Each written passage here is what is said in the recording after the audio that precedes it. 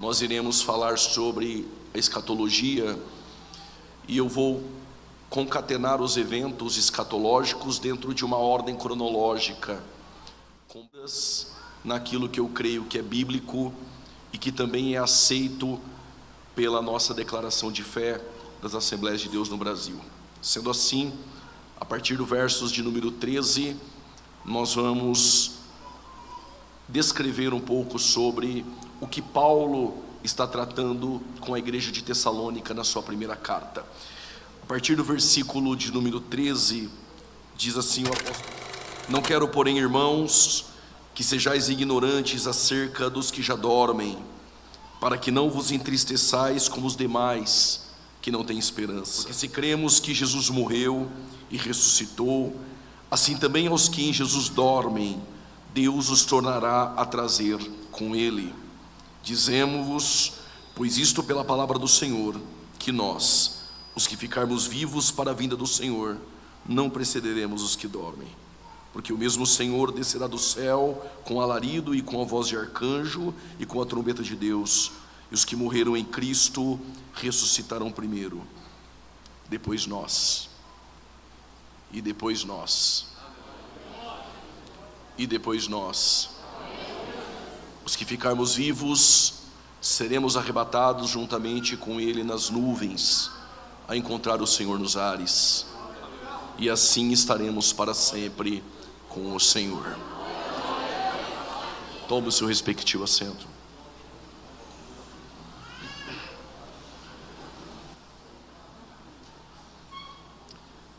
Não vou me delongar na introdução, no pano de fundo histórico, porém é do saber dos irmãos que Jesus havia dado uma ordem embasada em uma promessa: ficai em Jerusalém, até que do alto sejais revestidos de poder, e depois vocês serão minhas testemunhas em Jerusalém, Judeia, Samaria e nos confins da terra. Jesus, ele sobe a súmpita aos céus, enquanto os discípulos estão perplexos, parados, atônitos, olhando aos céus. Em meio às nuvens aparece um varão, um anjo, dizendo: varões galileus, este mesmo que vocês viram subir, do mesmo modo ele voltará. Sendo assim, os discípulos, os 120, estão no cenáculo aguardando a promessa, e se cumpre aquilo que foi predito pelo profeta Joel. E após o revestimento de poder, Pedro se levanta para pregoar a palavra de Deus, e o Pedro diz: hoje se cumpre o que foi predito pelo profeta Joel, que nos últimos dias. Essa expressão é importante, porque nós estamos vivendo os últimos dias, porém os últimos dias nós já estamos vivendo há 2000 anos. Então quando alguém diz: será que nós já estamos vivendo os últimos dias? O Pedro diz que os últimos dias, ele começa quando houve o derramamento do Espírito Santo no 120. A partir da inauguração da igreja em Atos capítulo de número 2, nós já estamos vivendo os últimos dias. Paulo chama isso de plenitude dos gentios. E João, ele diz: filhinhos, já é chegada a última hora. O evangelho, ele chega na Judeia, através de Filipe houve um Pentecostes, um avivamento em Samaria, mas o evangelho precisava chegar nos confins da terra. E aí o próprio Deus, o próprio Cristo, tem um encontro com Paulo no caminho de Damasco, e é Paulo precursor do evangelho aos gentios, a levar o evangelho nos confins da terra. A igreja, ela invadiu 54 cidades, 32 países e 9 ilhas do Mediterrâneo, com a propagação do evangelho. Porém, a terceira maior cidade que havia naquele tempo era Antioquia, ficava somente atrás de Roma e de Alexandria. Alguns homens de Chipre, de Cirene, no meio da perseguição contra a igreja de Cristo, esses homens, diz Lucas escrevendo Atos, eles chegaram na região de Antioquia e ali eles pregaram a Cristo. Diz o texto que as mãos do Senhor eram sobre eles. É fundada uma igreja em Antioquia, e a sede em Jerusalém nomeou um pastor para dirigir a igreja em Antioquia, e esse pastor tem por nome Barnabé. Na conversão de Paulo, foi Barnabé que levou Paulo para conhecer os irmãos, os discípulos, o Tiago, o Pedro, em Jerusalém. Porém o Paulo ele sai de cena, a pedido dos discípulos. O Paulo fica mais de 10 anos afastado. E o Barnabé é aquele que, após dirigir, ser o pastor da igreja de Antioquia, ele vai atrás de Paulo para o auxiliar na igreja de Antioquia. Antioquia se torna uma base missionária, e após um período de oração, um período de jejum, o Espírito Santo em Atos 13 separou Barnabé e Saulo para a primeira viagem missionária. Os irmãos conhecem a história. O Barnabé ele leva consigo o seu sobrinho João Marcos, e eles vão evangelizar Perge, Frígia, Sicília e a igreja na Galácia que nós conhecemos, que foram fundada na primeira viagem missionária. Há aquele abandono de João Marcos, dos dois missionários Barnabé e Saulo, e este abandono vai gerar uma pequena contenda entre o Barnabé e o Paulo para a segunda viagem missionária. E após a contenda entre Barnabé e Paulo, o Paulo agora está sozinho e nomeou Silas para ser o seu companheiro de missões. E Paulo tem o desejo de evangelizar a Ásia Menor, Bitínia, Mícia. Diz o texto, o Espírito Santo impediu. E aí o Paulo descansou em Troade. E após descansar em Troade, Paulo ele tem uma visão. E nessa visão aparece um varão macedônio dizendo: atravessa a Macedônia e ajuda-nos. Quando Paulo ele atravessa a Macedônia, ele chega na região de Filipos. E o primeiro membro a se converter, através da graça preveniente, habilitando e capacitando uma pecadora por nome Lídia, que era uma empresária, vendedora de púrpura ali em Tiatira. E diz o texto que Deus abriu o coração dela. E quando Deus abre o coração dela, ela aceita a oferta do evangelho. Lídia é salva e toda a casa dela. E depois Paulo sai para o evangelismo. Ele tem aquele encontro com a menina que tinha um espírito de adivinhação. Paulo expulsa aquele espírito. Ele é preso, culminante expulsar esse demônio, e Paulo com Silas, eles estão presos, cantam hinos, eles oram, e acontece aquele terremoto. O carcereiro também vai ser salvo, e possivelmente a casa dele também. Então a igreja de Filipos é fundada. O Paulo sai de Filipos, ele passa por Anfípolis e por Apolônia, e ele chega em Tessalônica. Diz o texto que Paulo pregou em Tessalônica por 21 dias, e ele fundou uma igreja de 21 dias. E quando eu li esse texto, eu fiquei perguntando a Deus, ainda novo convertido, como pode alguém fundar uma igreja em 3 sábados numa cidade como Tessalônica? E depois, lendo a primeira carta aos Tessalonicenses, Paulo explica: é porque ele pregava com poder, ele pregava com convicção, ele pregava com fé. E quando há poder, grandes coisas Deus ele faz. A igreja de Tessalônica é fundada, porém há um alvoroço em Tessalônica, e os homens em Tessalônica estão dizendo uns aos outros: quem são estes homens que estão alvoroçando a cidade? E aí Paulo ele é expulso de Tessalônica e ele vai para Bereia. De Bereia ele deixou o Silas e o Timóteo para cuidar das igrejas que eles fundaram ali na segunda viagem missionária. E o Paulo de Bereia ele vai para Atenas, e ele prega no Areópago. De Atenas o Paulo vai para Corinto, e em Corinto ele funda a igreja de Corinto, ficando por 1 ano e 6 meses. E quando Paulo está em Corinto, ele recebe os 2 obreiros, Silas e Timóteo. E o Timóteo ele traz o relatório da igreja de Tessalônica, que Paulo fundou na segunda viagem missionária. E quando Paulo está em Corinto, ele recebe o relatório das mãos de Timóteo. Lendo a primeira carta, você percebe que o Timóteo foi ter com Paulo, e ele levou algumas dúvidas para Paulo, dúvidas que a igreja de Tessalônica tinha, e Paulo precisava com urgência, de forma peremptória, escrever uma carta para tirar as dúvidas dos irmãos em Tessalônica. E uma das dúvidas era esta: qual a esperança daqueles que morreram em Cristo? E qual a esperança dos vivos em Cristo? Então essa noite nós iremos tratar esses 2 pontos. Qual a importância desta doutrina que é a escatologia? E qual a dúvida que havia nos irmãos em Tessalônica? A primeira dúvida é: qual a esperança dos que morreram em Cristo? E a segunda dúvida: qual a esperança dos vivos em Cristo?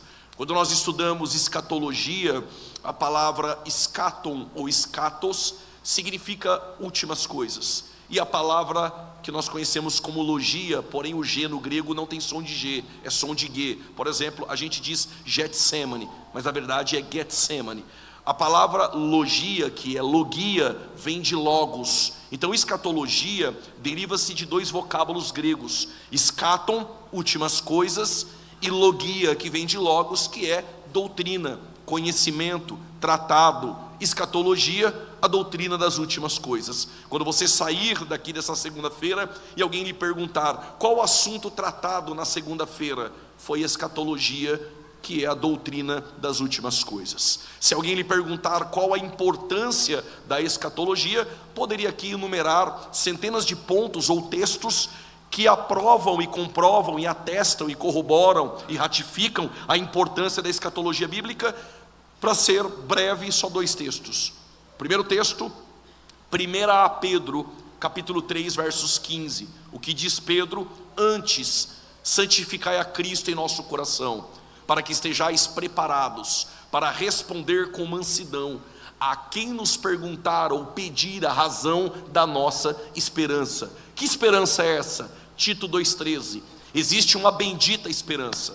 O que Pedro está dizendo, que nós como igreja não devemos somente ensaiar no meio da semana para cantar no domingo. Igreja é muito mais do que isso, é estar preparado para ter respostas a quem perguntar a razão da nossa esperança. É por isso que essa igreja, às segundas-feiras, está trazendo esse culto da palavra. E para quê? Para preparar os cristãos para ter respostas a quem perguntar a razão da vossa esperança no seu local de trabalho. Por exemplo, um ímpio, ele vem até você, sabendo que você é cristão, e diz: estava lendo o Apocalipse, e encontrei a besta que sobe da terra, encontrei uma besta que sobe do mar, encontrei uma antiga serpente, o dragão, uma mulher que se veste de sol, que pisa sobre a lua, que foge para o deserto por um tempo, tempos e metade de um tempo. E se esta pessoa lhe perguntar qual o destino das almas dos ímpios, qual o destino das almas dos justos, o que Pedro está dizendo é que eu e você precisamos estar preparados para ter respostas a quem perguntar a razão da nossa esperança. Segundo texto, qual a importância da escatologia bíblica? Se o primeiro texto de 1 Pedro 3,15 esclarece que nós devemos estar preparados, o segundo texto é 1 Tessalonicenses 4,18. Eu li do 13 até o 17 e não li o 18 para mencionar agora. O que Paulo diz no versículo 18? Consolai-vos uns aos outros com estas palavras. Quais são estas? Regra básica, está no contexto. E o contexto, Paulo está falando sobre o arrebatamento, que é esperança para os que morreram em Cristo e esperança para os vivos em Cristo. Sabe o que Paulo está dizendo? Quando a igreja precisa de consolo, pregue que Jesus vai voltar. Se alguém na tua casa está precisando de consolo, diga a ele: essa leve e momentânea tribulação não se compara com o peso de glória que há de ser revelado. E por quê? Porque se é leve, você aguenta. Se é momentânea, tem hora para começar e tem hora para terminar. Mas o peso de glória que está esperando essa igreja, este peso de glória é eterno. Essa segunda-feira nós precisamos estar preparados para ter respostas. E essa noite também é uma noite consoladora, porque nós iremos tratar sobre a volta de Jesus Cristo. No versículo de número 13, o Paulo diz: não quero, porém, irmãos, que sejais ignorantes acerca dos que dormem. A primeira pergunta que permeia aqui nesta noite é: se Paulo diz que nós não devemos ser ignorantes acerca dos que dormem, a pergunta que surge é: será que após a morte a nossa alma dorme? Essa doutrina se chama sono da alma. É uma doutrina que encontra-se dentro de alguns movimentos sectários, como as Testemunhas de Jeová e os Adventistas do sétimo dia. Alguns irmãos nossos pentecostais, ainda que por falta de conhecimento, acreditam realmente que após a morte a alma fica dormindo em um sono. Até porque nós já ouvimos em velórios, por exemplo, de irmãos cristãos, alguém dizer assim: agora está descansando, agora está dormindo no Senhor. Porém, a palavra dormir é um recurso de linguagem que não só Paulo usou, o próprio Jesus também usou, referindo-se a Lázaro, quando Lázaro ele está morto, e perguntaram de Lázaro para Jesus, ele diz: Lázaro dorme. E o Tomé, sempre o Tomé, ele diz: então tá fácil, vamos lá, a gente acorda ele e está tudo bem. Jesus falou: ele está morto. Ou seja, a palavra dormir é um eufemismo. E o que é um eufemismo? É um recurso de linguagem dentro de uma matéria que nós chamamos de hermenêutica. Não quero ser técnico essa noite. Esse recurso de linguagem eufemismo é você pegar um assunto complexo e suavizar este assunto com uma palavra branda. Ao invés de dizer morreu, a gente diz dormiu. Por que dormiu? Porque o corpo descansa, porém a alma, ela está em consciência. Após a morte, tanto a alma do justo quanto a alma do ímpio está em consciência. Mas nós temos como provar isto. Eu vim aqui exatamente para isso essa noite, para provar também que existe consciência após a morte. Eu vou citar alguns textos, você vai anotando. Se você perder algum texto, depois está gravado essa mensagem, você pode assistir, dar um pause, anotar, e fica mais fácil para você compreender. Nós não vamos abrir a Bíblia para ler todos os textos, até porque o tempo não daria.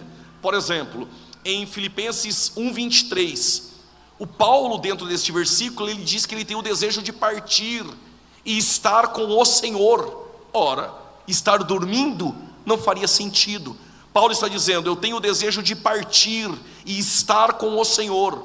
Lucas 23:43, Jesus disse ao ladrão na cruz: arrependido, hoje mesmo estarás comigo no paraíso. Estar dormindo também não faria sentido. Um outro texto clássico é Apocalipse capítulo 6, versículo 9 e 10. Justos que irão se converter dentro do período tribulacional serão decapitados e degolados pelo governo do anticristo. Diz o texto que estas almas clamam debaixo do altar. Além de clamar, o clamor é: ó santo e dominador, não nos julgará com justiça? Ou seja, sabe onde estão, o porquê estão e para quem estão clamando. Quando no texto que nós conhecemos como do rico e do Lázaro, em Lucas 16, a partir do versos de número 19, necessariamente 22, 23 a seguir, nós temos o próprio rico olhando e reconhecendo Abraão e dizendo: ó pai Abraão, vou parafrasear, permita-me colocar somente a ponta do meu dedo aí onde você está para refrescar, porque o lugar onde estou sendo atormentado em chamas. Alguém vai ser atormentado dormindo? Não faria o menor sentido. E o próprio rico, ainda no contexto, ele diz: Abraão, permita-me que alguém vá lá e avisa os meus 5 irmãos. Como ele sabe que tem 5 irmãos? Então, após a morte, nós não estamos em um sono. Após a morte, há consciência. A alma não morre, porque a alma é imortal. Mateus 10, 28, não temei aquele que só pode matar o corpo, mas não pode matar a alma. Então, logo neste começo de fala deste que aqui descreve este assunto, nós temos consciência após a morte. E você já entendeu que a expressão dormir é um recurso de linguagem. Você vai encontrar diversos recursos de linguagem na Bíblia. Por exemplo, em Gálatas 4, a partir do versos 22, nós temos o Paulo usando figuras do Antigo Testamento, que são personagens reais, como por exemplo personagens Ismael e Isaac, e fazendo uma alegoria para ensinar sobre a luta da carne contra o espírito. Ou seja, há um recurso de linguagem bíblico chamado de alegoria. Também há tipologia, assim como há também parábolas, parabolé ou machal em hebraico, que é colocar ao lado. Mas existe um recurso de linguagem chamado de antropomorfismo. Antropos, homem, morfismo vem de morfe, é dar a Deus uma forma humana que Deus não tem. Por exemplo, os seus ouvidos não estão agravados para que não possa ouvir, as suas mãos não estão encolhidas para que não possa salvar. Com mãos fortes o Senhor nos tirou do Egito. A mão do Senhor literal, uma mão com dedos e unha, foi lá e tirou? Claro que não. Mas a força do Senhor, o seu poder, faz com que limitadamente o autor que escreve, ele usa recursos de linguagem para que nós possamos compreender melhor aquilo que aconteceu. Exemplo, Enoque andou com Deus. Você acredita que ele pegou nas mãos de Deus e saiu andando pelas ruas de Betim? Claro que não. A expressão andar com Deus significa ele tinha comunhão com Deus, ele falava com Deus. Tem pessoas aqui que andam com Deus, tem comunhão com Deus, fala com Deus, escuta a Deus. Êxodo capítulo 33, versos 11, Deus falava com Moisés face a face. Será que Moisés viu a face de Deus? Não, mas ele tinha um relacionamento tão íntimo, seus ouvidos eram sensíveis a escutar Deus, e ele falava com Deus. Então ele falava com Deus face a face. Nós temos não só o antropomorfismo, dando a Deus forma humana, mas antropopatismo, dando a Deus sentimentos humanos. Às vezes você ouve uma pregação no domingo, alguém pregando e diz: a Bíblia diz que Deus não é homem para que mente, nem filho do homem para que se arrependa. Glória a Deus. Aí você vai ler a Bíblia em Gênesis 6, e Deus se arrependeu de ter feito o homem. E agora? A palavra arrepender em hebraico é nahan, significa entristecer, lastimar. Não é como o arrependimento humano, até porque, imagine se Deus se arrependesse. Não escandalize. Se Deus se arrepende, logo ele não é Deus. Mas Malaquias 3,6 diz: eu sou o Senhor e não mudo.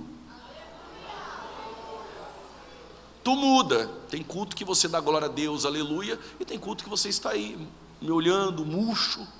Você mudou. Deus não muda. Se Ele te prometeu hoje, pode passar 100 anos, vai cumprir. Então entristecer, Deus se entristeceu, é uma figura de linguagem. Existe também o antropozoomorfismo, que é dar a Deus figura de animais. Debaixo de tuas asas estarei seguro. Deus tem asas? Não. Mas o que o contexto nos ensina é que quando nós estamos nele, sinta-se seguro essa noite. Então a expressão dormir é um recurso de linguagem, porque a Bíblia usa recursos de linguagem, mas após a morte a alma está em consciência. Quando nós falamos sobre morte, nós precisamos compreender que a primeira vez que aparece a expressão morrer na Bíblia é Deus dando uma ordem para Adão. Em Gênesis capítulo 2, versículo 16, mas necessariamente o versos 17, a ordem de Deus é: no dia em que da árvore do conhecimento do bem e do mal você comer, certamente morrerás. É a primeira vez que aparece a expressão morte na Bíblia. E o Adão, após comer daquilo que não era para comer, o Adão ele morreu. Aí alguém diz: como que o Adão comeu e morreu, se ele vai morrer com 930 anos? É que quando Adão ele peca, entrou no mundo 3 tipos de morte. Quando ele peca, ele morre espiritualmente. Entrou no mundo a morte espiritual, entrou no mundo a morte física, entrou no mundo a morte eterna. Sendo assim, Paulo, ele ratifica essa ideia, escrevendo aos Romanos capítulo 5, versos 12, diz: por um homem entrou o pecado no mundo, logo a morte passou a todos os homens. O que Paulo está nos ensinando é que se não existisse o pecado de um homem, não haveria morte. Só existe morte porque existe o pecado. O pecado de Adão fez com que a morte passasse a todos os homens. E se em Adão todos pecaram, logo todos nós nascemos mortos espiritualmente. Eu explico. Talvez alguma mãe aqui, alguma avó, tenha na sua casa aquela assadeira de bolo, aquela mais antiga, que um dia caiu e entortou a lateral, mas você continua fazendo o bolo nela, e quando você faz o bolo nela, o bolo ele sai também com a lateral torta, porque a primeira forma entortou. Assim é Adão, ele é a primeira forma. Todos que vêm após dele, na mesma forma, nascem mortos, nascem em pecado. Então não dá para dizer aqui essa noite que eu nasci em um berço evangélico. Eu até entendo a sua expressão, a sua força de expressão, Mas se procurar em Betim, em Belo Horizonte, se você sair do país, se você for em São Paulo, se você for na minha cidade em Campinas e procurar no shopping para comprar um berço evangélico, você nunca vai encontrar esse berço. E por quê? Porque todos nós nascemos mortos espiritualmente. E se todos nós nascemos mortos espiritualmente, dorme com essa noite. Se nessa vida você nascer uma única vez, tu morrerá 2 vezes. Mas se você nascer 2 vezes, tu morrerá uma.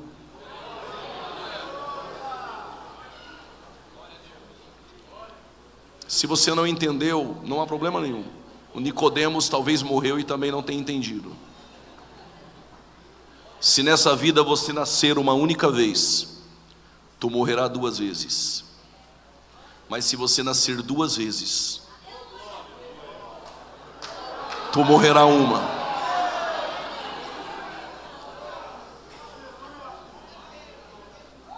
Por causa desses assembleanos que deram glória a Deus, eu explico.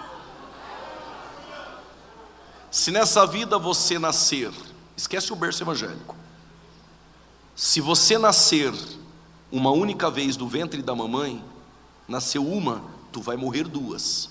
Um dia vai morrer fisicamente, e um dia no juízo final, tribunal do trono branco, receberá o dano da segunda morte. Nasceu uma, morreu 2. Mas se nascer do ventre da mamãe uma, mas depois nascer da água e do espírito 2, tu só morre uma, mas ainda que esteja morto, viverá. Como mais assembleanos chegaram na reunião, eu tenho uma boa notícia: tem uma geração que não vai morrer nenhuma.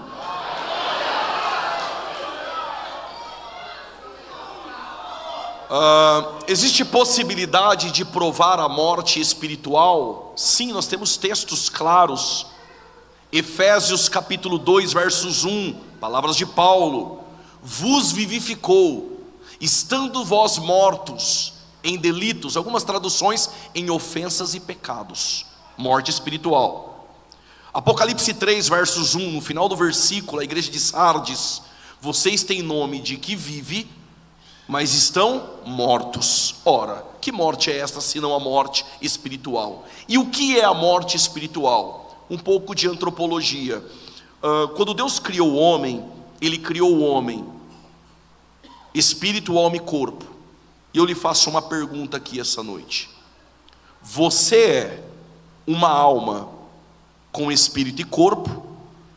Número 2, ou você é um espírito com corpo e alma, ou número 3, você é um corpo com alma e espírito. Vou repetir. Número 1, eu sou uma alma com espírito e corpo, ou número 2, eu sou um espírito com corpo e alma, ou número 3, eu sou um corpo com espírito e alma.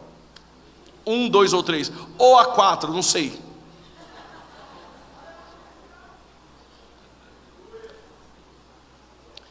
Em seminários, eu percebi que de forma majoritária, alguns defendem, número 1, eu sou uma alma. Há uma problemática teológica nisso. Se você disser que você é uma alma, quando tu morre, a alma morre. Não é revelação não, irmãos, mas tem alguém aqui no nosso meio pensando: se eu não sou uma alma, o que fazer com Gênesis 2:7? E soprou, Deus soprou o ruach, e o homem se tornou uma alma vivente. Se diz o texto que o homem se tornou uma alma, como o senhor vem aqui numa segunda-feira dizer que eu não sou uma alma? A Nova Almeida atualizada, uma tradução recomendada pela nossa Igreja Assembleia de Deus, pelo nosso conselho doutrinário, traduziu esse versículo de uma forma mais harmoniosa. E digo melhor, na Nova Almeida atualizada está assim: e Deus soprou o ruach, que é o espírito, e o homem se tornou um ser vivente. Essa é a melhor tradução. E por quê? Porque a palavra alma é uma palavra polissêmica. O que vai definir é o contexto. Vou lhe dar um exemplo. Quando diz Paulo em 1 Tessalonicenses 5,23, santificar em tudo, espírito, alma e corpo, o que Paulo está dizendo? Que é uma tricotomia, que nós temos espírito, alma e corpo. Então a alma é a parte imaterial. Porém, diz a Bíblia, que mais de 70 almas desceram para o Egito, e o corpo ficou lá em Canaã. Ou você nunca ouviu alguém dizer, 4 almas vieram para Cristo no domingo, e o corpo ficou lá no banco? Então às vezes a Bíblia trata a alma, o ser humano como um todo, mas há contextos que a alma é a parte imaterial. Então já sei, se a 1 está errada, eu acertei. Número 2, eu sou um espírito com alma e corpo. Está errado. Então é número 3, eu sou um corpo com alma e espírito. Também está errado.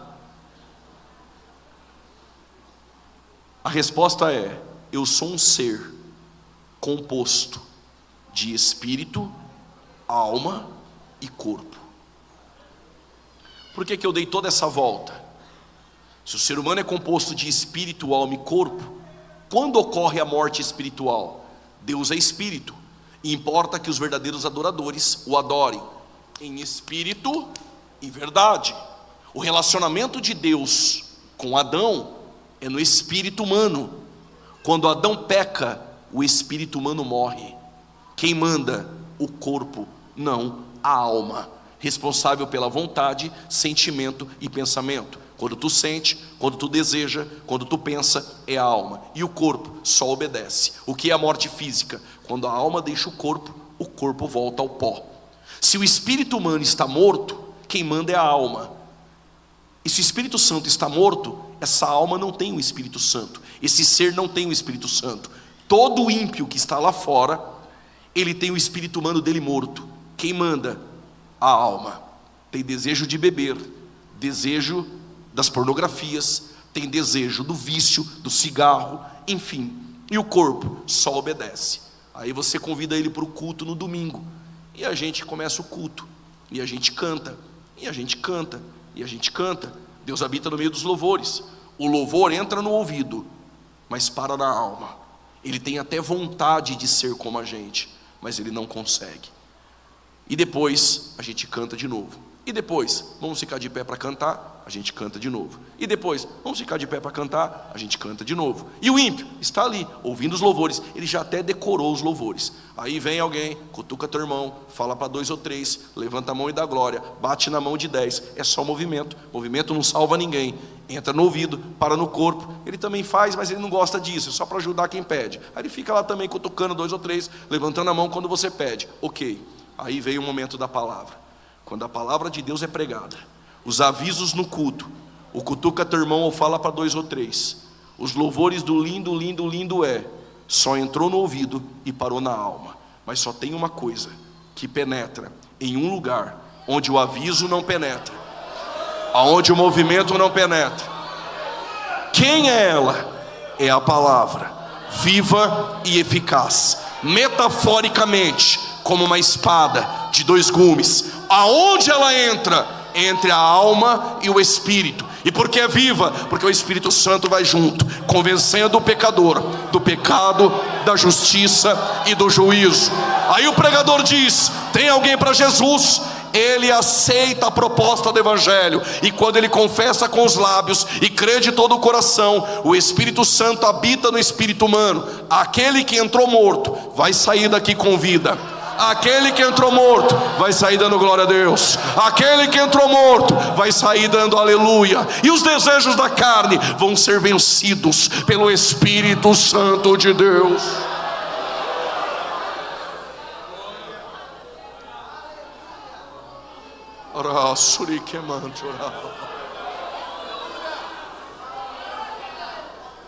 É por isso que nossa igreja cruzou o centenário. Não foi com cutuca 2 ou 3, ou fala para 10, ou bate na mão de 5. A nossa igreja está de pé há mais de 100 anos, porque depende da palavra.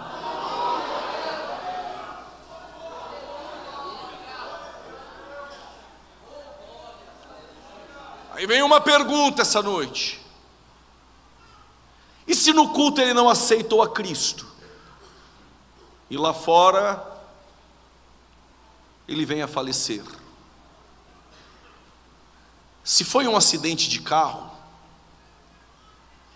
na hora do acidente, quando a alma deixa o corpo, ocorre a morte física. Essa alma do ímpio, qual o seu destino após a morte? A Bíblia no Antigo Testamento chamava este lugar de Sheol, porém no Novo Testamento em grego a palavra é Hades, que na verdade essa palavra seria Hades, mas se você disser Hades no contexto no solo brasileiro, vão dizer que você está metido e ainda falando errado, então fica como Hades. A palavra Hades aparece na nossa tradução como inferno. E por que inferno? Porque inferno é uma palavra em latim. Essa palavra em latim aparece, vai cansar um pouquinho, mas é rápido. Os irmãos aqui conhecem ou já ouviram falar sobre a Septuaginta. A Septuaginta é a tradução que fora feita da Bíblia hebraica para o grego. Até porque a Grécia sempre teve uma inclinação ao conhecimento. E toda a literatura relevante, eles traduziam uma cópia para a língua grega. Sendo assim, 70 homens ou 72 homens, eles pegaram a Bíblia hebraica do Antigo Testamento e traduziram do hebraico para o grego, tornando-se assim a primeira tradução ao grego, chamada de Septuaginta, a Bíblia dos 70, ou a versão dos 70. Porém, as línguas predominantes no tempo de Jesus, o hebraico quase caindo em desuso, a língua falada era o aramaico, a língua que Jesus falava, porque após o cativeiro de 70 anos em Babilônia, eles voltaram de lá falando o aramaico. Uma língua predominante também era o grego, e outra língua predominante era o latim, uma língua mais difícil. Porém, Jerônimo, ele vai traduzir a Bíblia grega, da Septuaginta, para o latim. E em latim, quando ele se deparou com a palavra Hades, ele traduziu por inferno. As nossas traduções de João Ferreira de Almeida bebe na fonte da Vulgata Latina de Jerônimo, e quando traz a tradução, mantém e preserva a palavra inferno. Por exemplo, quando Jesus está na região de Cesareia de Filipe, e ele pergunta aos discípulos: o que vocês dizem que eu sou? O Pedro, ele diz: tu és o Cristo, o Filho do Deus vivo. O que Jesus disse para Pedro? Disseste bem, não foi carne nem sangue que te revelou, senão Papai que está nos céus. E sobre esta pedra edificarei a minha igreja. Versículo 18 do capítulo 16 de Mateus. E as portas do inferno não prevalecerão contra ela. A palavra inferno ali é Hades. O que Jesus está dizendo para Pedro é: as portas do Hades não prevalecerão contra a igreja. Por que Jesus está dizendo que as portas do Hades não prevalecem contra a igreja?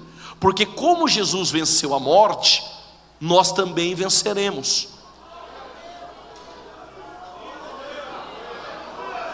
Eu vou repetir: assim como Cristo venceu a morte, nós também venceremos.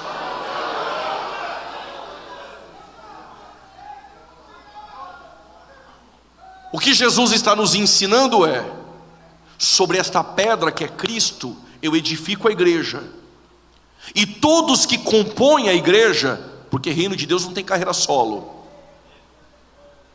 todos que estão na igreja, que fazem parte do corpo de Cristo, quando estes morrem, o Hades não pode deter a sua alma.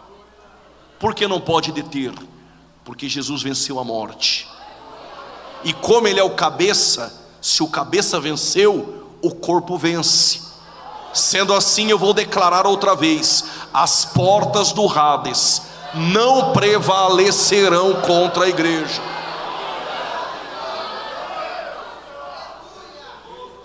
Daqui a pouco eu explico isso melhor. Logo, quando o ímpio morre, a alma dele vai para o inferno. Você vai sair daqui nessa segunda-feira, e se alguém lhe perguntar: o ímpio quando morre, para onde a alma dele vai? Só não diga isso para o parente da pessoa que morreu no velório. Aí você pode suavizar e usar o recurso de linguagem: está descansando. Só se insistir muito. Mas se alguém lhe perguntar: todavia, quando o ímpio ele morre, para onde a alma vai? Você vai dizer: A Bíblia diz que a alma vai para o inferno, porém essa palavra é em latim, mas a alma do ímpio vai para o Hades, e é um lugar de tormento. Em Lucas 16, a partir do versos de número 19, necessariamente o 22 e 23, quando o rico morre, ele foi levado para o inferno. Mas em algumas traduções, como a King James, mantém a palavra Hades. Alguém talvez tenha essa tradução que mantém a palavra Hades. Então, a alma do ímpio, todo ímpio, desde Adão, como está gravando, e depois vai para as redes sociais, agora a gente tem essa preocupação, não tinha. Quando eu digo desde Adão até o dia do juízo final, todas as almas dos ímpios que morrem vão para o inferno. Aí aqueles que assistem 20 vídeos no YouTube e já são teólogos, aí vão dizer assim, então está dizendo que o Adão foi para o inferno. Não sei, porque a Bíblia não fala. Tomando um café comigo, eu acredito que ele foi salvo, não por texto bíblico, só por lógica e por inferência. Porém, quando eu digo desde Adão, é porque ele é o primeiro homem, ok? Não estou dizendo que Adão foi para o inferno.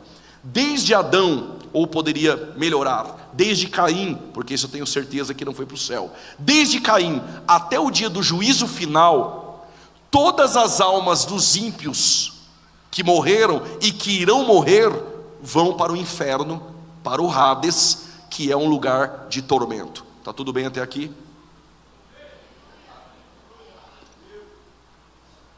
A segunda pergunta é: e as almas dos justos do Antigo Testamento?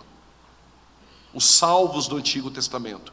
Talvez nem precisaria dizer isto a uma igreja tão sadia e bíblica como vocês são. Porém, só um adendo, abra um parênteses. Salvação no Antigo Testamento nunca foi por lei. Salvação sempre foi por graça e pela fé.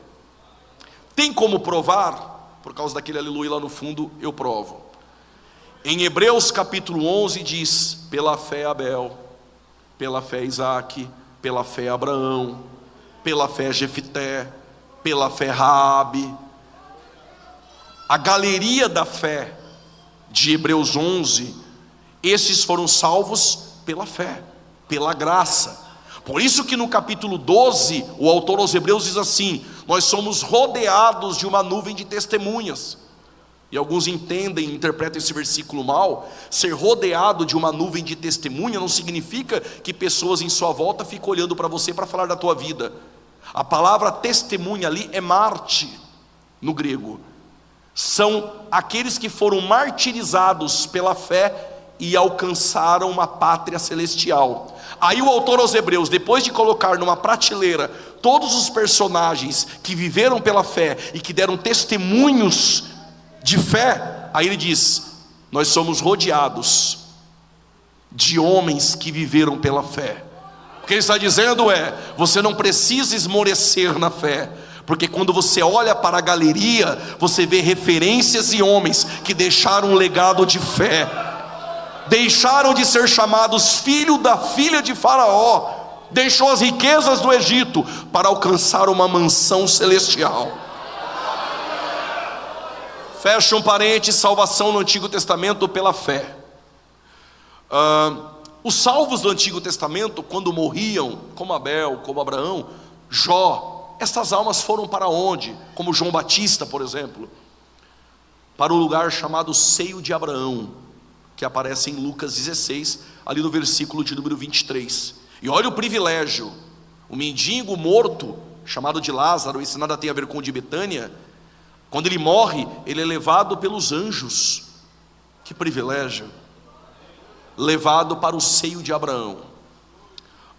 Agora, há um ponto aqui que é discutido na academia. Seio de Abraão é o mesmo lugar do paraíso? Existe divergência aqui. Se todos os salvos do Antigo Testamento foram para o seio de Abraão, quando Jesus está na cruz, há um ladrão, e esse ladrão se arrepende, aos 45 do segundo tempo.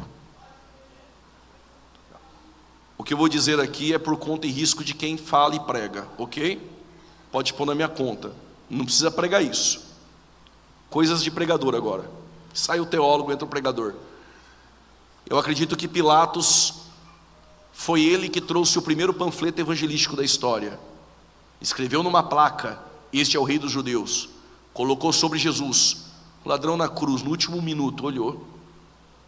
Se ele é rei, ele tem um reino. Lembra-te de mim. No original é: quando vieres no teu reino. Isso foi demais. Jesus olhou e falou: tá bom. Na verdade eu te digo, hoje mesmo, não deixa ninguém pôr vírgula aí não, hoje mesmo, era no mesmo dia, hoje mesmo estarás comigo no paraíso.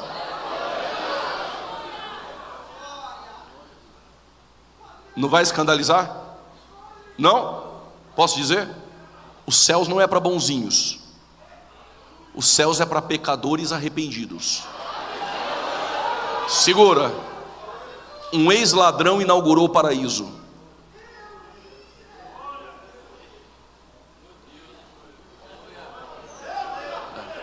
Eu vou contar mais uma. O homem que Deus levantou para entregar a lei e ser legislador era um assassino.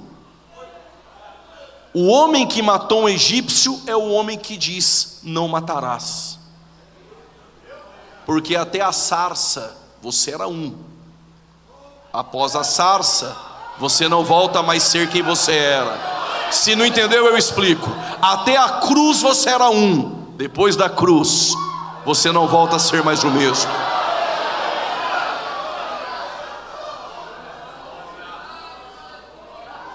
Hoje mesmo estarás comigo no paraíso. Olhem para cá, toda atenção agora é pouca.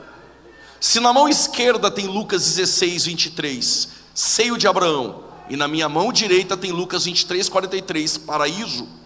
Se eu só tivesse esses dois textos, com muita honestidade eu iria dizer aos senhores e senhoras: seio de Abraão e paraíso é o mesmo lugar. Porque o seio de Abraão ficava nas partes baixas da terra, e paraíso eu não tenho outra informação aonde ele está.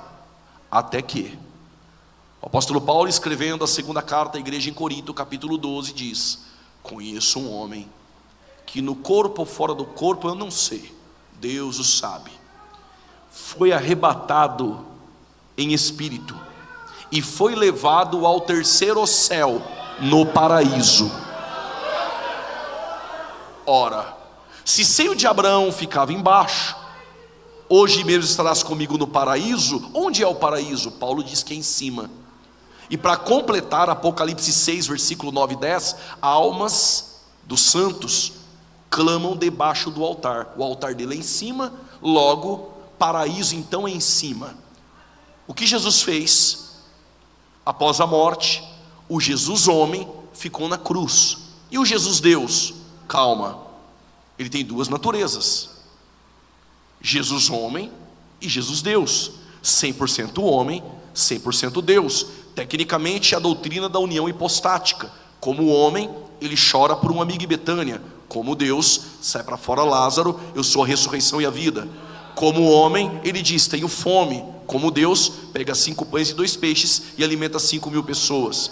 Como homem, ele sentou no poço de Jacó e diz: estou cansado. Como Deus, vinde a mim os cansados e sobrecarregados, que eu vos aliviarei.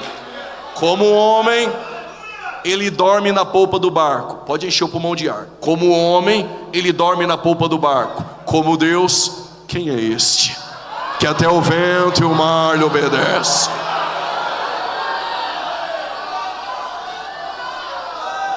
Então, quando Jesus entregou ao Pai o Espírito, o Jesus homem ficou na cruz.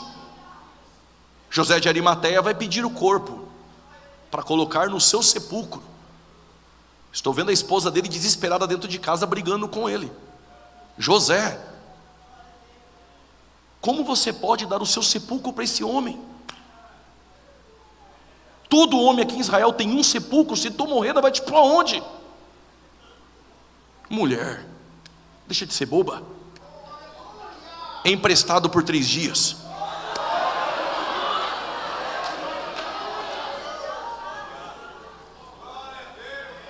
O Jesus homem ficou na cruz. Não quebraram suas pernas. O Jesus homem levaram para o sepulcro, mas o Jesus Deus, quando entregou ao Pai o Espírito, Jesus Deus desceu às partes baixas da terra. Diz o texto que ele pregou os espíritos em prisão. Alguns entendem pregar os espíritos em prisão era o Espírito de Cristo no tempo de Noé. Outros entendem que pregou os espíritos em prisão, e aqui como eu entende assim, ele anunciou a vitória lá no Hades. É como se ele estivesse dizendo: os profetas falaram, e eu estou aqui, eu venci. Pegou o seio de Abraão e levou para o terceiro céu no paraíso. A nossa igreja defende isso. Ele desceu às partes baixas da terra, pegou o seio de Abraão. Aquele que desceu é o mesmo que subiu, pegou o cativo, o cativeiro, e levou ao terceiro céu. Então todos os salvos do Antigo Testamento estão agora no paraíso, no terceiro céu. E os cristãos, quando morrem após a cruz de Cristo, porque a igreja é um plano na eternidade, anunciada em Cesareia de Filipe, ela nasce na cruz, mas vai ser inaugurada em Pentecostes. A partir da inauguração da igreja, todas as almas dos santos, dos justos, dos cristãos, quando morrem, vão para o terceiro céu no paraíso. Pergunta: após a morte, a alma do ímpio vai para onde? Em latim e em grego. E inferno no latim, em grego Hades, um lugar de tormento. Contudo, os santos do Antigo Testamento iam, diga, seio de Abraão. Mas após a cruz de Cristo, todos que morrem vão para o, diga, paraíso. Ok, tudo bem até aqui? Se o pastor Neemias permitir, amanhã podemos deixar uns 25 minutos ou 30 minutos para perguntas, e aí talvez fica mais... Pode ser, pastor? É verdade, segunda que vem. Segunda-feira que vem nós abrimos para perguntas sobre o tema. E se ficar... Glória a Deus.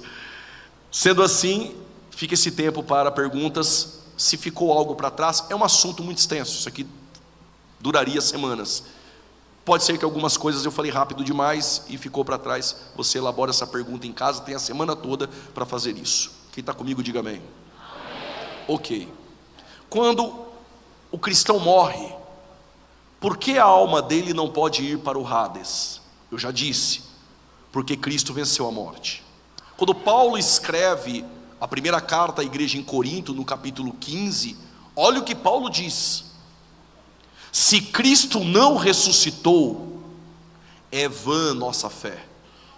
Se Cristo não ressuscitou, estamos mortos em pecados. O que Paulo está nos ensinando, eu vou codificar aqui, se Jesus não ressuscitou, pega a tua Bíblia, deixa aí no banco, o último, fecha a porta da igreja e vamos para casa procurar alguma coisa para fazer na vida. Mas Paulo diz: mas como ele ressuscitou, com ele nós também ressuscitaremos.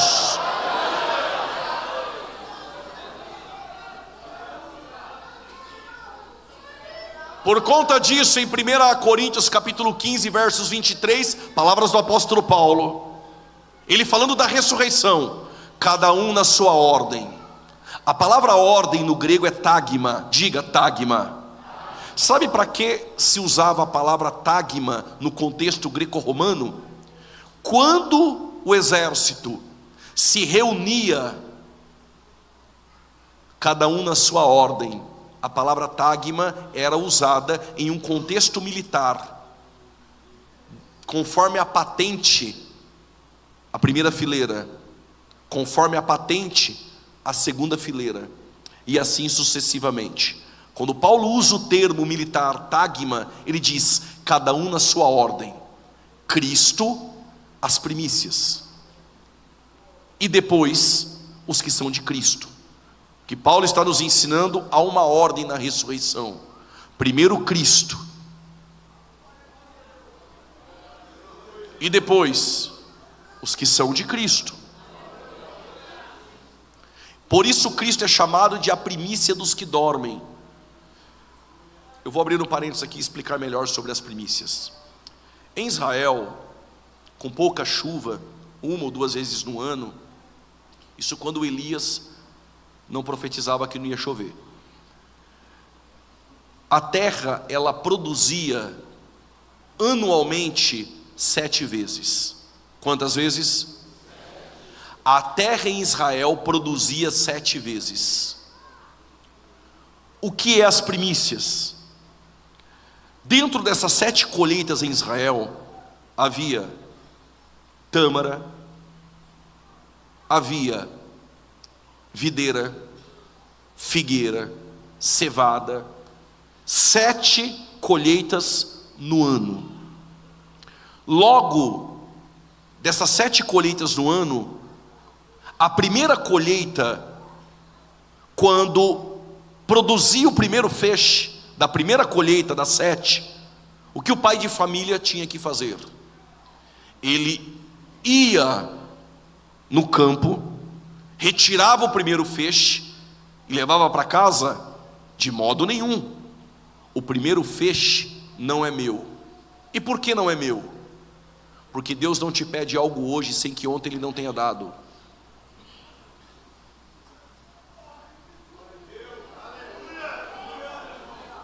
Eu vou repetir. Deus não pede algo hoje sem que ontem Ele não tenha dado.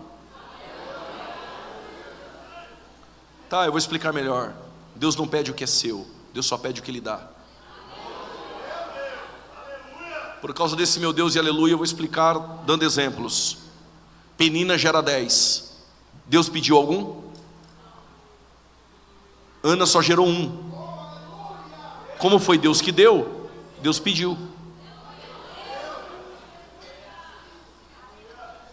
Mais um exemplo. Por que Deus não pede o Ismael para o Abraão? Porque o Ismael foi você que arrumou, é seu, Abraão. Quem mandou você no Egito não foi eu. De lá você trouxe um presente do Egito no meio das bagagens por nome Agar. Aí com a força da carne, gerando sem propósitos, gerou uma obra da carne, Ismael. Por isso eu não peço Ismael. Eu só peço o que eu dou.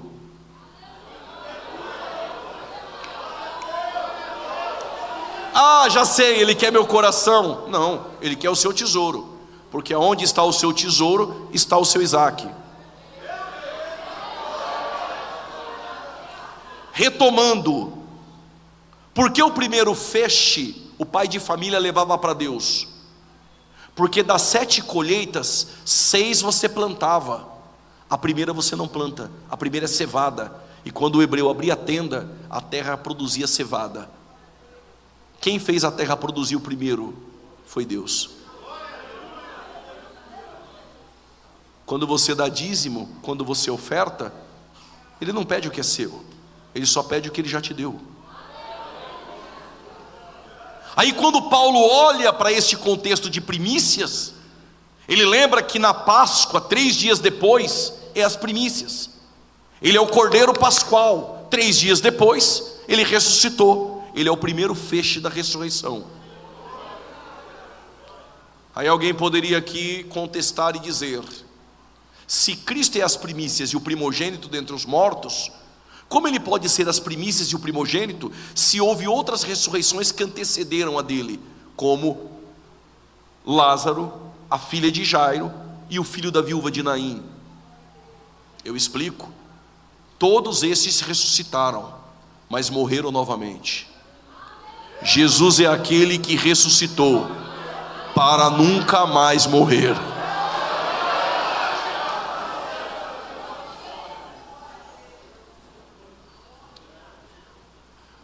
Olhem para cá. Quando Jesus pregava os seus sermões, Jesus ele usava um método, usando elementos do seu contexto, para facilitar para aqueles que o ouviam. Joio, trigo, peixe, rede, fermento. Usava elementos em sua volta como campo, solo, semeador, semente. E mesmo assim os discípulos ainda às vezes não compreendiam. E olha que ele facilitava bem. O Paulo também faz uso, no mundo greco-romano, de elementos em sua volta. Lembram quando Paulo está preso em Roma? E um soldado cuidava de Paulo. Eles revezavam durante o dia. Aí o Paulo está preso, vai escrever a igreja de Éfesos. E já está terminando a carta. No final da carta, que nós conhecemos como capítulo 6, quando Paulo vai terminar a carta, ele olhou para o soldado. Capacete de lata, espada de bronze, escudo de bronze, calçados de bronze, cinto de couro, couraça de bronze. Paulo disse: nós também carregamos isso, mas nosso capacete não é de lata, é o capacete da salvação. A nossa espada não é de bronze, é a espada do Espírito. O nosso escudo é da fé. E os nossos calçados não é o sapatinho de fogo, é os calçados do Evangelho. Traz mais equilíbrio na caminhada da fé. E o cinto da verdade, e a couraça da justiça. Os efésios, quando receberam a carta, entenderam o que Paulo estava descrevendo. Eu dei essa volta para dizer, quando Paulo andava pelas ruas de Roma, ele se deparou que alguns elementos em Roma tinham selo. Se você for na minha cidade, em Campinas, na prefeitura, tem umas mesas antigas, armários antigos, e tem um selo da prefeitura. Por que não vende aquilo? Não pode, é patrimônio da prefeitura. Lembra quando colocaram Jesus no sepulcro? Com medo que roubasse o corpo de Jesus, pediram para Roma tomar conta. Roma rolou uma pedra que 20 homens não conseguiam empurrar, colocou um selo no sepulcro. Que selo é esse? Selo romano. O selo identificava para quem passava na frente do sepulcro: é propriedade de Roma. Paulo, vendo isso, teve uma revelação. Escrevendo aos Efésios capítulo 1, versos 13, Paulo diz: vocês são selados.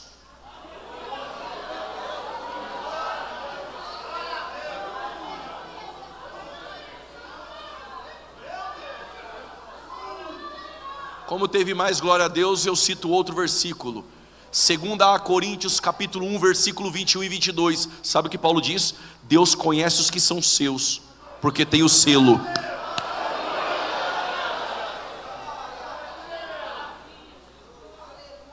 Por que eu estou dizendo isso? Não esqueci não, que as portas do Hades não prevalecem contra a igreja. Por quê? Porque quando um cristão morre, a morte, ela vai querer levar a nossa alma e espírito para o Hades. Mas quando ela vai pensar em fazer isso, ela encontra um selo em nós. E o selo manda uma mensagem para a morte: propriedade exclusiva de Jesus. Se eu sou aquele pregadorzão da voz grossa, eu iria dizer: só quem tem o selo essa noite.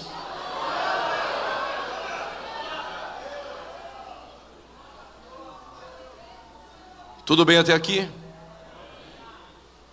Então, se você já sabe aonde está a alma do ímpio após a morte, e sabe aonde onde estão as almas dos justos, dos salvos após a morte, agora faz mais sentido o que Paulo diz: nós não somos como os demais que não têm esperança.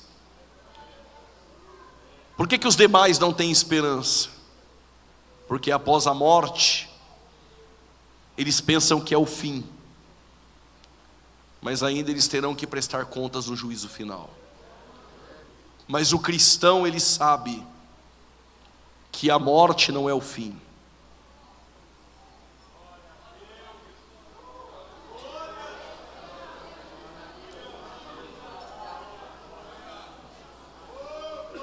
Eu continuo. O cristão não teme a morte, porque a morte para nós não é o fim. A morte é um passaporte para a vitória. Vou repetir: a morte é o veículo que Deus usa para nos levar mais próximo do nosso Senhor.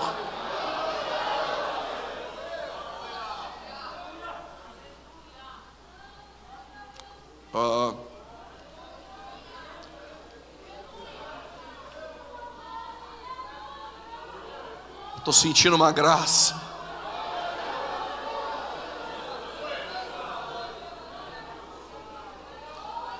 Onde está a morte, a tua vitória?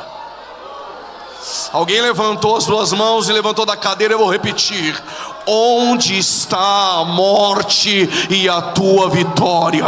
Onde está o inferno e o teu aguilhão? Tragada, tragada, tragada, tragada, tragada, tragada foi a morte pela vitória. E que a suribe que manchorar.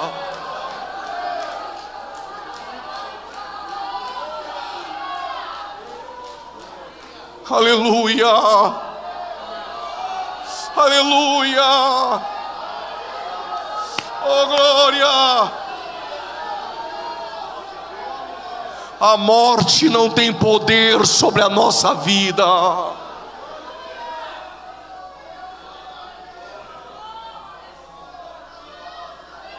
Posso contar uma história? Olhem para cá e eu conto a história.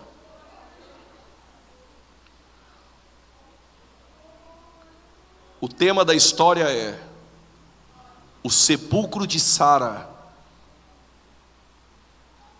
traz a garantia de uma nova terra. Preste atenção.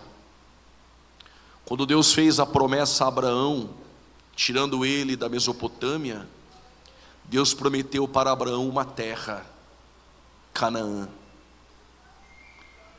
Contudo, quando Abraão perde Sara, ali Abraão tinha servos, riquezas, funcionários. Abraão só não tinha terra. Quando Sara morre, Abraão poderia desistir, voltar para a Mesopotâmia e dizer: até aqui está bom, Senhor. A morte de Sara fez com que Abraão conquistasse algo que até o momento ele não havia conquistado. Quando ela morre, Abraão está naquilo que nós conhecemos hoje como Hebrom, Canaã.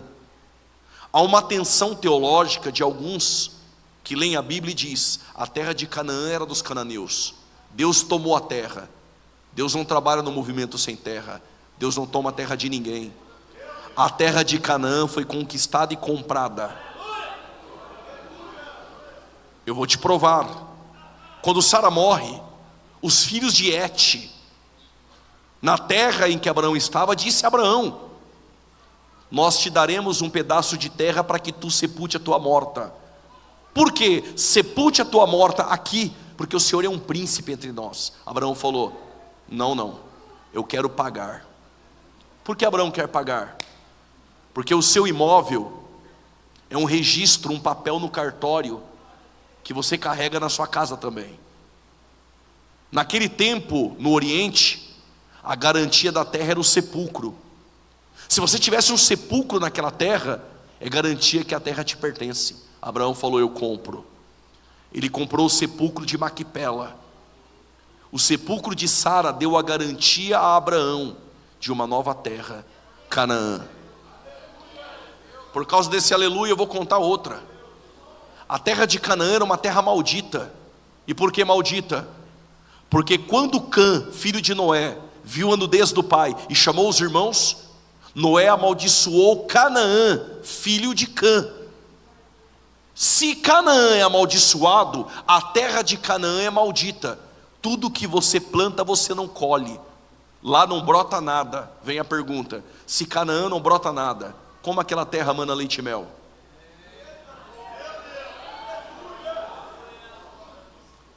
É porque o rei daquela terra e sacerdote por nome Melquisedeque, rei de justiça, apareceu para Abraão. Quando? Quando Abraão rejeitou os presentes de Sodoma, ele apareceu e trouxe pão e vinho. Se você não pegou, eu explico. Quando rejeitamos os presentes de Sodoma, o rei de justiça nos torna participantes do pão e do vinho. Quando ele deu o pão e o vinho para Abraão, Abraão falou: vou dar o dízimo. Abraão deu o dízimo. Quando Abraão deu o dízimo, ele abençoou Abraão. Naquele tempo não era a mão na cabeça, como a gente faz hoje. Era a mão embaixo. Por conta do horário, outro dia eu conto. E por que embaixo? É dali que sai a prole, a descendência, a herança. O Melquisedeque é rei de Salém. Salém, antiga Canaã. Canaã é maldita. A terra não bota nada. Só que quando o Melquisedeque abençoou Abraão, ele não sabia de uma coisa. A máxima da bênção já estava sobre Abraão. Os que te abençoar, eu também abençoarei. Quando ele abençoou Abraão, a máxima da bênção de Abraão veio sobre Melquisedeque e sobre Canaã. A terra que era maldita, agora vai manar leite e mel.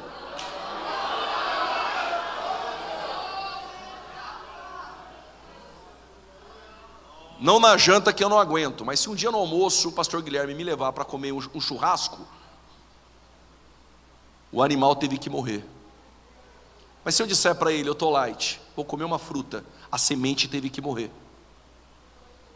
Leite e mel são alimentos que não provêm da morte, provém da vida, porque a bênção sobre você é de vida.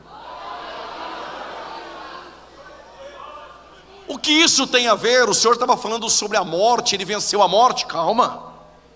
Se o sepulcro de Sara, o luto de Abraão, trouxe a garantia de uma terra chamada Canaã, em Jerusalém também é um sepulcro.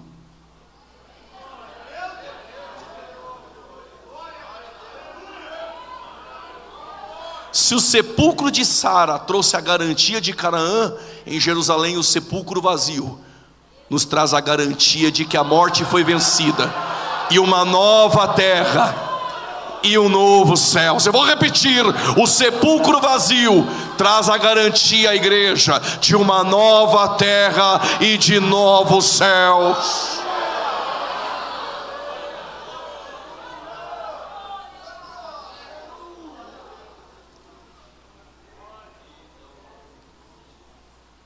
Eu tenho 8 minutos.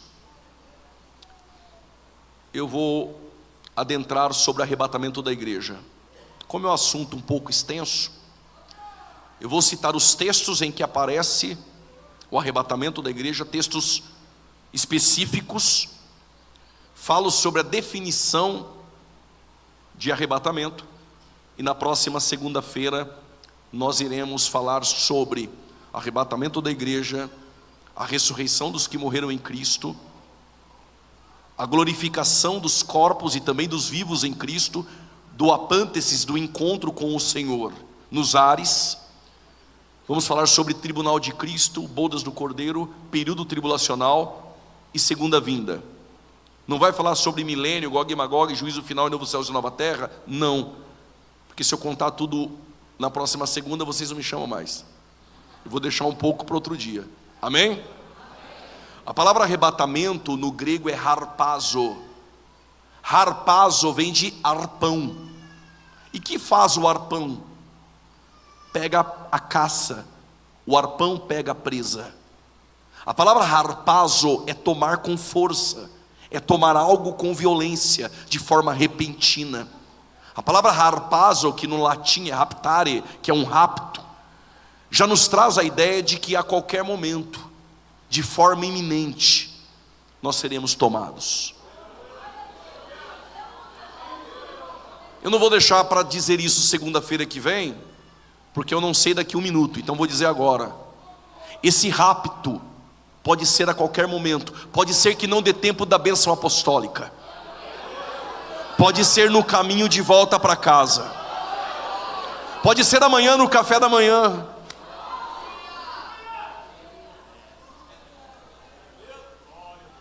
Quais são os textos que a Bíblia traz luz sobre o arrebatamento? João 14. Não se turbe o vosso coração, crede em Deus e também em mim. Na casa de meu pai há muitas moradas. Se não fosse assim, eu vou-lhe teria dito: vou preparar-vos um lugar. Segunda-feira que vem eu vou explicar. Se na casa do pai já há moradas, o que ele foi preparar? Aí ele diz: e eu virei e vos levarei para mim mesmo, para onde eu estiver, estejais vós também. Outro texto sobre o arrebatamento é o texto que nós lemos hoje, 1 Tessalonicenses capítulo 4, versículo 16 e 17. Outro texto que fala sobre o arrebatamento da igreja é 1 Coríntios, capítulo 15, a partir do verso 50, que diz que carne e sangue não pode herdar o reino dos céus. Mas a partir do verso 52, esse versículo ganha força ao falar do arrebatamento, porque vai falar da última trombeta, do abrir e fechar de olhos, num momento. E esse num momento é um átomo. Tentaram calcular 7 milésimos de um segundo. Isso é incalculável. Piscou, como você piscou aí, a igreja não estará mais aqui. Em um piscar, nosso corpo está glorificado. Como a glorificação tem a ver com o pacote do arrebatamento, então no piscar, nós somos raptados, levados para estar com Ele na eternidade. E aqui eu encerro com uma promessa. Filipenses capítulo 3, versículo de número 20. A nossa cidade, a nossa cidade está nos céus. Olhem para cá. Como tem bastante obreiros e aqueles que também querem exercer o ministério, a interação do exercício serviçal, essa vai ser uma lição para nós. A minha filha estava assistindo no YouTube uns peixinhos, os peixinhos coloridos. E esses peixinhos, eles ficavam beijando. E ela falou: olha aqui, pai, as pessoas entram nas águas, pagam um absurdo para tirar foto atrás dos peixes coloridos. Eles colocam aquelas roupas de mergulhadores, aí o casal faz coraçãozinho atrás dos peixinhos coloridos que ficam beijando. Como para minha cabeça tudo gera mensagem, eu fui estudar os peixinhos e eu descobri que eles não beijam. Está todo mundo tirando foto lá, fazendo coraçãozinho, enquanto os peixinhos estão se matando. Eles guerreiam um contra o outro, fazendo assim.